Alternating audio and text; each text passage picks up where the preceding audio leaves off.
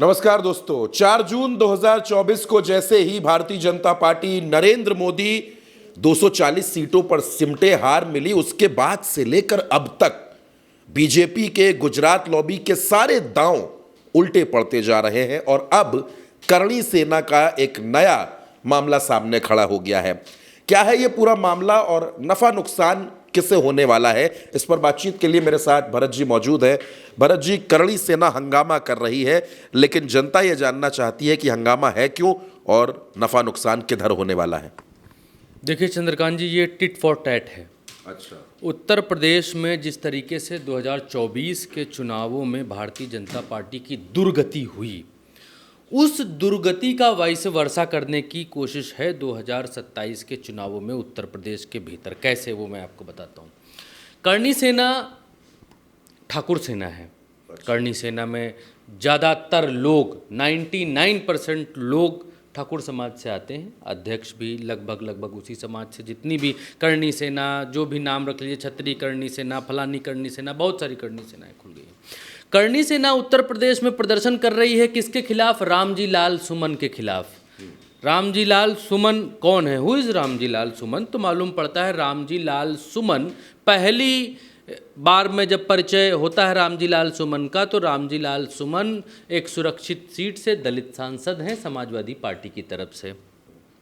अब दलित सांसद के खिलाफ, दलित सांसद पर ठाकुर करणी सेना का हमला क्यों? क्योंकि राणा सांगा के ऊपर उन्होंने वो बयान दिया कि राणा सांगा ने ही बुलाया था मुगलों को, या जिसको भी उन्होंने बयान दिया वो डीडी पर भी चला, वो रेफरेंस देते हैं डीडी न्यूज़ पर और इन सब पर और पुस्तकों में और पीछे लिखा हुआ है। इस वजह से मैंने कहा और मैं माफ़ी नहीं मांगूंगा, ये तो आई गई बात हो गई। लेकिन अब उसके बाद करणी सेना उत्तर प्रदेश के भीतर प्रदर्शन कर रही है, हथियार लहरा रही है। आज की तारीख का उदाहरण मैं आपको बताता हूँ। करणी सेना ने राणा सांगा की जयंती का दिन था, इस जयंती के दिन पर करणी सेना ने कहा था हम आगरा में प्रदर्शन करेंगे। कुछ ने कहा रामजी लाल सुमन के घर पर चढ़ाई करेंगे। पुलिस, जहां पर करणी सेना का प्रदर्शन होना था, उस जगह पर पुलिस लगाई गई। जब करणी सेना के लोगों ने देखा कि भाई जहां पर हम प्रदर्शन कर रहे हैं वहां पर इतनी हिम्मत पुलिस की हो गई कि वो उस जगह पर आ गई है, तो करणी सेना के लोगों ने वहां से पुलिस को भगा दिया। कहां से? गढ़ीरामी कुबेरपुर आगरा में, वहाँ से भगा दिया। पुलिस भाग गई, वहाँ से हट गई करणी सेना के विरोध के बाद। ठीक, पहली बात ये गुंडई करणी सेना की। दूसरी गुंडई, वो एक सांसद के घर पर हमला करते हैं, चढ़ जाते हैं, सब कुछ करते हैं। उत्तर प्रदेश में कोई लॉ एंड ऑर्डर नहीं है। क्या करणी सेना के लिए कोई लॉ एंड ऑर्डर नहीं है? दूसरी बात, चलिए ये भी हो गया। ये भी हो गया कि अखिलेश यादव को जान से मारने की धमकी भी करणी सेना दे रही है। चलिए ये भी हो गया। करणी सेना उत्तर प्रदेश के लखनऊ में विधानसभा, जहां पर किसी को प्रदर्शन करने की इजाज़त नहीं है, जहां पर कोई तख्ती भी उठा दे तो पुलिस वाले उठा ले जाते हैं विधानसभा के सामने से, वहां करणी सेना हंगामा कर रही है, अखिलेश यादव को गालियां बक रही है। किसके शय पर? किसका शय है? पिछड़े अखिलेश यादव को ठाकुर करणी सेना गाली बक रही है। किसकी शय पर? रामजी लाल सुमन दलित सांसद को ठाकुर करणी सेना गाली बक रही है। किसकी शह पर? इससे फ़ायदा किसको है? क्या 2027 में अगर ठाकुर करणी सेना दलितों को गरिया रही है, दलित नेता को गरिया रही है, तो फ़ायदा किसका है? क्या दलित वोट भारतीय जनता पार्टी की तरफ जाएगा या कटेगा? इन दोनों विकल्पों में से एक विकल्प मुफीद बैठता है कि करणी सेना के इस कृत्य से और करणी सेना के इस प्रदर्शन से उत्तर प्रदेश में भारतीय जनता पार्टी का नुकसान होगा। और इसके ही बाद दूसरा सवाल आ जाता है कि उत्तर प्रदेश में फिर चुनाव किसका है? तो इसका जवाब पाते हैं हम कि उत्तर प्रदेश में चुनाव योगी आदित्यनाथ का है, उत्तर प्रदेश में मुख्यमंत्री चुने जाने का है। तो अगर उत्तर प्रदेश के भीतर 2027 के चुनावों में वही दलित वोट जिसने नरेंद्र मोदी को बैसाखी थमाई दिल्ली में, वही दलित वोट अगर उत्तर प्रदेश में फिर से भाजपा से अलग होता है, फिर से भाजपा के साथ नहीं आता है, पुरानी अपनी परिस्थिति को दोबारा से दोहराता है, तो फिर इसमें फ़ायदा अब की बार किसका होगा? तो जवाब आता है गुजरात लॉबी का। नुकसान किसका होगा? तो जवाब आता है उत्तर प्रदेश की भाजपा लॉबी का। तो क्या करणी सेना उत्तर प्रदेश में गुजरात लॉबी के शह पर उत्तर प्रदेश में प्रदर्शन कर रही है, और उत्तर प्रदेश में दलित वोट बैंक को उत्तर प्रदेश की भारतीय जनता पार्टी से दूर रखने की साजिश रची गई है। क्या ये योगी आदित्यनाथ को सत्ता से हटाने का एक क्रोनोलॉजी वाला प्लान है? क्योंकि करणी सेना, दूसरा सवाल ये उठता है कि भाई करणी सेना अगर उत्तर प्रदेश में आती है तो योगी आदित्यनाथ की पुलिस उसको रोक भी सकती है, रोक क्यों नहीं रही है? जब ये लोग राजस्थान से आ रहे हैं, हरियाणा से आ रहे हैं और उत्तराखंड से आ रहे हैं, राजा भैया के लोग भी उसमें जा रहे हैं, तो फिर योगी आदित्यनाथ की पुलिस रोक सकती है, रोक क्यों नहीं रही है? जब योगी आदित्यनाथ की पुलिस राहुल गांधी को घुसने नहीं देती है संभल में, जब उत्तर प्रदेश की पुलिस अखिलेश यादव को घर से नहीं निकलने देती है, बैरिकेटिंग लगा देती है, जब उत्तर प्रदेश की पुलिस प्रदर्शन करने वालों को उठाकर इको गार्डन में फेंक देती है, तो फिर करणी सेना वालों की हिम्मत कैसे है कि वो राजस्थान से आकर, हरियाणा से आकर प्रदर्शन करते हैं और धमकियां देते हैं पूर्व मुख्यमंत्री, वर्तमान सांसद और पूर्व विधायक, नेता सदन अखिलेश यादव को जान से मारने तक की धमकियां देते हैं और कहीं कुछ नहीं हो रहा है? इसका संदेश क्या जा रहा है? एक संदेश, पिछड़े बहुत भयंकर तरीके से एकजुट हो रहे हैं उत्तर प्रदेश के भीतर कि करणी सेना की ऐसी हिम्मत कैसे हुई कि पिछड़े नेता को जान से मारने की धमकी दे रहे हैं।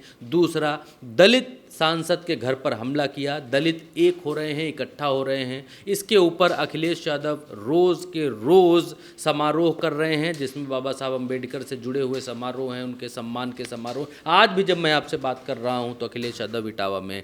तो कुल मिलाकर कहने का ये मतलब निकलता है कि करणी सेना आ रही है, हमले कर रही है, यहाँ पर टिक रही है और चुनौतियाँ दे रही है, उनका कोई कुछ नहीं बिगाड़ पा रहा है। इससे फ़ायदा किसका, नुकसान किसका? फ़ायदा तो चलिए विपक्ष का है, कोई दो राय नहीं। अखिलेश यादव को जितनी जान से मारने की धमकी देंगे उतना पिछड़ा एक होगा, जितने दलित रामजी लाल सुमन को के ऊपर हमला करेंगे उतना दलित समाज एक होगा कि भाई ये सेना मिलकर हमारे समाज के नेता के ऊपर हमला कर रही है और उत्तर प्रदेश की पुलिस कुछ बोल नहीं रही है।